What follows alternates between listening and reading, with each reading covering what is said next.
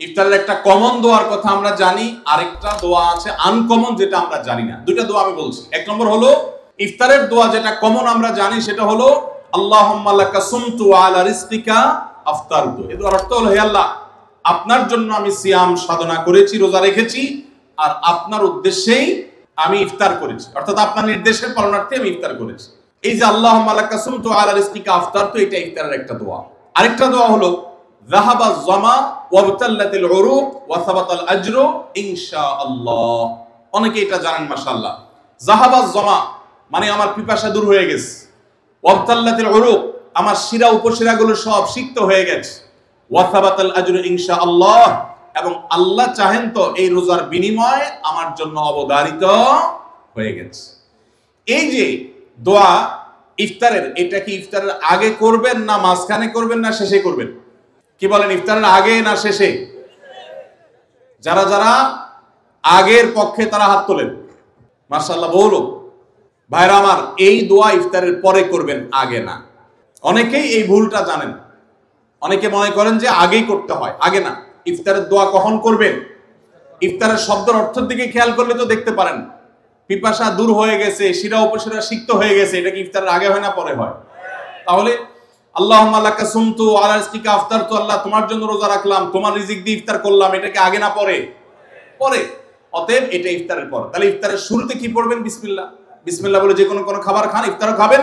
ইফতার খেয়ে ফেলছেন, 2-4 লোকমা খেয়েছেন, একটু পানি খেজুর খেয়েছেন, তারপরে দোয়া পড়তে পারেন। আর চাইলে একদম শেষ করেও পড়তে পারেন। আর এটা নিজের ভাষায় পড়লে হয়ে যাবে, কিন্তু সুন্নাত হবে, বেশি উত্তম হবে নবীজির ভাষায় পড়তে পারলে, সরাসরি আরবি টেক্সটটা পড়তে পারলে। আল্লাহ আমাদেরকে তৌফিক দান।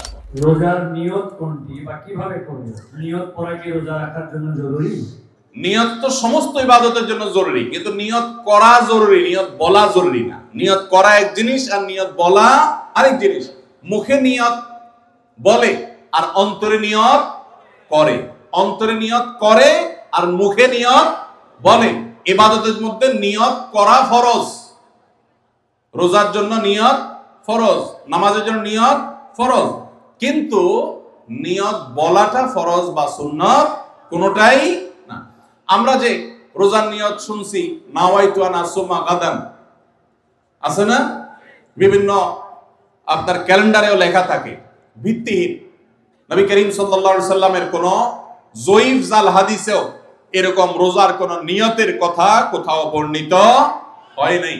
ইসলামের নামে নকল আমল করলে সওয়াব হবে না গুনাহ হবে? খবরদার। এই জন্য আমরা মেহেরবানি করে, আমি কি জন্য ভোর রাতে উঠছি? সারি খেতে উঠছি। সারি খেতে উঠছি মানে কালকে রোজা রাখবো, এটাই তো আমার নিয়ত। মনের ইচ্ছা আছে, ইন্টেনশন আছে, এটাই নিয়ত। মুখে আলাদা নিয়তের উচ্চারণ দরকার নাই। প্রথম প্রশ্ন এসেছে, রমজানে মাঝে মাঝে তারাবির নামাজ ছুটে যায়। যদি আমার তারাবির নামাজ ছুটে যায়, এতে কি আমার রোজা আদায় হবে বা রোজার পূর্ণতাতে কোনো সমস্যা হবে কিনা? ভাইরা আমার, রমজান মাসে তারাবির নামাজ না পড়লে আমরা অনেকে মনে করি যে তার রোজাতে বোধহয় অসুবিধা হবে।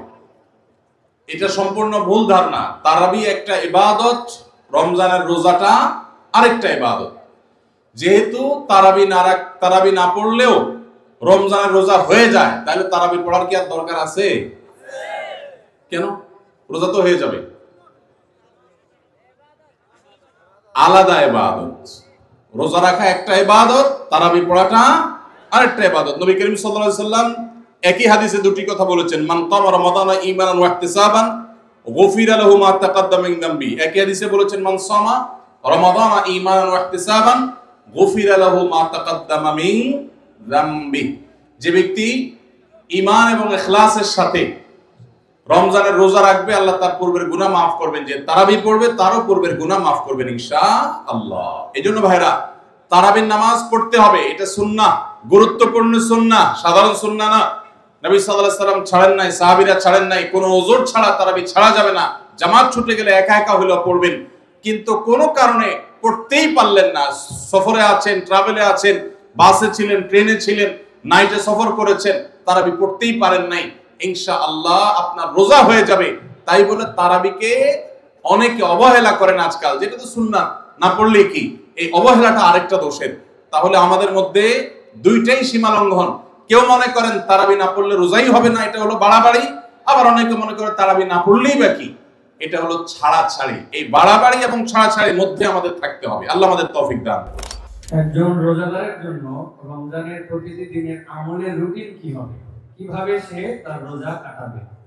মাশাআল্লাহ, আমাদের একটা নতুন বই বের হয়েছে এবার, সেটা হলো মাহে রমাদানের 27 আমল। এই যে বইটা একটা হাতের সামনেও আছে, মাশাআল্লাহ। এটা মূলত আমাদের একটা বক্তব্যের নির্যাস। এর আগে সোনাইমণিতে একটা বক্তব্যে আমরা মাহে রমজানের উপরে একটা গবেষণা করে 27টা আমল কোরআনের আলোকে বের করেছি, সেটা উপস্থাপন করেছি, পরে এটাকে বই আকারে আনা হয়েছে। এখানে রমজানে আপনি কি কি করবেন তার সবগুলোর তালিকা দেওয়া আছে। অতএব এটার আলোকে আপনি আমল করতে পারেন, চাইলে ভিডিও বক্তব্যটা শুনে নিতে পারেন। একবার সকাল থেকে রাত পর্যন্ত একটা সুনির্দিষ্ট রুটিনের মধ্য দিয়ে কাটাবেন।